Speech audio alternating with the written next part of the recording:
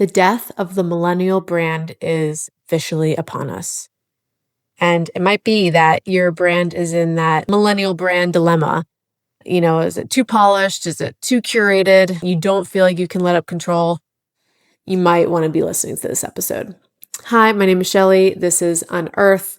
We talk about the good, the bad, and the ugly of building a passionate, profitable brand. We talk about the wins, the losses, and of course, lessons learned about what it takes to, really build the brand of your dreams.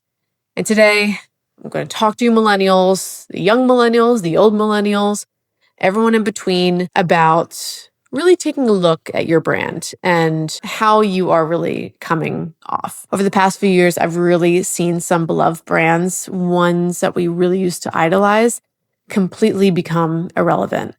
And it really set up a question for me of, what happened to the brands that we once really defined as super cool. And so I guess first we can kind of define the millennial brand for a second. You can think, pastels, sans serif fonts. You can think, everyone remembers the flat lays. Like the flat lays were so huge back in the day. I remember climbing on big ladders to try to make sure my feet weren't in this flat lay. White walls, think like millennial kitchen. That's what the millennial brand was. Think like white shiplap that we never thought was going to go out of style. Think like white cabinets in our kitchens, right? It's just like sterile, almost like hospital-like, beautifully curated presence, right? The vibe was very much aesthetic over depth. It really centered around control of the brand and making sure everything was perfect over really just kind of getting sloppy and connecting. Because here's the thing, your audience is pretty sloppy themselves. We're all hot messes and it's okay. And I think the millennial brand was so afraid, and I think leadership, especially as we were getting into social media, we were so afraid of showing up messy or not perfect because social media was so new that we just had to make sure everything had perfect edges, perfect. I remember I made a couple mistakes on social media with past companies, and I had my ass handed to me because you couldn't make mistakes on social media. You just couldn't. And it kind of worked then, right? It did. The pastel colors, but now it's really indistinguishable, right? It's not making any noise in the social space. And really, the millennial brands used to really disrupt the feed because it was so beautiful, right? But now it just kind of fades into it. And so the real shift is when the world changed really from a technical standpoint. And I think when tech changes, everything else has to change with it. So basically back in the day, if you remember, Instagram and Facebook and all these different platforms, they were shown in chronological order. So the more you posted, the more they would reward you. It meant more visibility in this chronological world. And of course, this was kind of, think like 2010 to 2020 millennial brands, even a little bit before then, to be honest. Then came 2018's pay to play pivot. And that was really, really pivotal in, how people thought about getting eyeballs and getting visibility on social media. And that's really when organic reach plummeted because these brands were so addicted to ads. And because they kind of had to, it was, instead of like an arms race or a space race, it was like an eyes race, right? Who could get the most attention? And that's really when organic plummeted and people and companies just really focused on advertising. And here's the thing, they weren't building community. They were building content machines. And, it was almost like a content bubble that burst. Then there was the rise of the creator economy, which I thought was, incredibly pivotal in the brands that are really doing well today. It's really founder-led, it's storytelling, it's story-led, it's messy on purpose, which, I really do not envy the singular marketing person that works at a company that is set in the ways of 2015. They are just afraid to do anything. We actually just recently had a client, and, every company is different, right? And, but we just recently had to part ways with a client because they were so afraid to get messy on social media. They were so afraid to look a certain way. And don't get me wrong, their industry was it was sensitive the industry that they were in, but they didn't want to try anything. They were just afraid of how they would show up. And what happened was it came to a point where we weren't serving them, right? We were managing their social media, and we had to come to the conclusion of like, hey, if we're not afraid to get our hands dirty a little bit, social media is just going to turn into overhead for you. That's exactly what happened. So we recently had to cut ties with that client just because, we couldn't do our best work with them, and they knew it also.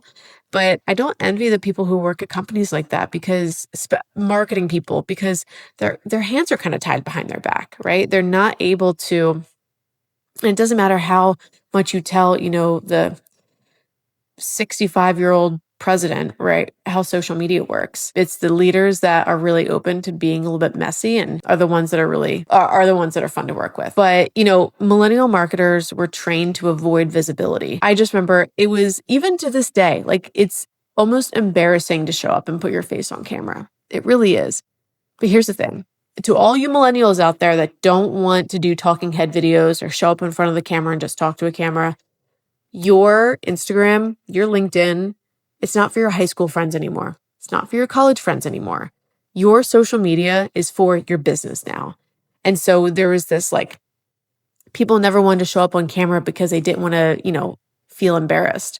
But here's the thing, that cringe reflex that a lot of millennials have just deep within us, it's costing us a ton on relevance and how we can get our brand's name out there. In 2025, your face is the funnel as a business leader or founder.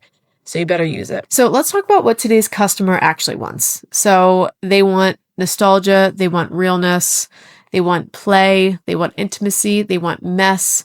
They want to feel like they're part of a small community, not a huge community. They want to feel like they're part of a small, tight-knit community that shares their values. They don't want mass distribution.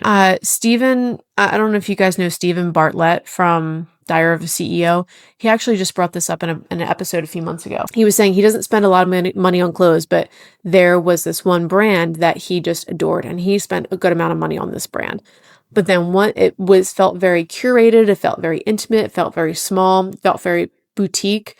But one day the founder actually took a video and posted on his social media about boxes filled of, thousands and thousands of these sweaters or whatever it was. And it immediately turned Stephen off, because he thought he was part of this tight-knit community that was kind of like him and the founder, or him and a few other people that, they thought they found this like secret, right? And he was totally turned off because he felt like he was being part of this mass distribution. And of course, as a business owner, you have to grow, you have to scale. But how do you do so and maybe segment your audience in a way that you make it still feel very intimate? It's the same thing that we want to feel like insiders. We don't want to feel like inventory. I think Apple, and Stephen mentioned this as well, and I agree, Apple does this very, very well. So if you go back to, again, 2015 and you walk into like a Verizon store, what do you see? You see probably 100 different phones, 100 different options, all stacked right on top of each other. There's a million brands of different phone cases. And I remember, trying to find the right phone case for the phone that I wanted. And I was playing with all the phones. It made every phone seem like a commodity. It didn't matter if you were getting a Google or a Motorola or anything else, because all the phones were kind of packed on top of one another. Then the Apple Store came about.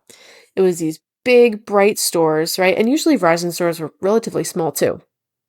But it was big, bright stores, and they might have only had like 5, maybe 7 products total. They might have had like 2 iPads, they might have had like 2 phones, right? Might have had an Apple Watch.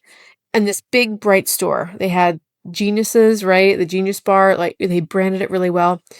But if you notice, if you go into an Apple store, each product is so spread out from one another. It's kind of on its own pedestal. It's on its own like stage, right? And it just makes it seem like Verizon very much equals like cluttered commodity, where the Apple situation is like intentional scarcity, right? You have fewer options. So obviously every one of your options is really high quality, and that just shows more value. So People want intimacy. They want to feel like they're part of this small, small community. And they want to feel connected to the people building the brands that they love. So, I do believe the death of the millennial brand is upon us. And to be honest, it's completely overdue. You can scale and you can still stay human. You just have to evolve with your audience and really make them feel special. Segmentation, personalization is going to go huge into this. So if you haven't done that already, make sure you're doing it. And stop chasing polish and really start investing in presence. What are you doing today that is a little bit messy but people can really connect with? Today's brands are not perfect, but they're truly personal. So that is the episode for today. Thank you so much for your time. If you like this episode about the death of the millennial brand, please rate and review, leave a comment. If you want to be on this podcast, send me a DM. Can't wait to talk next week.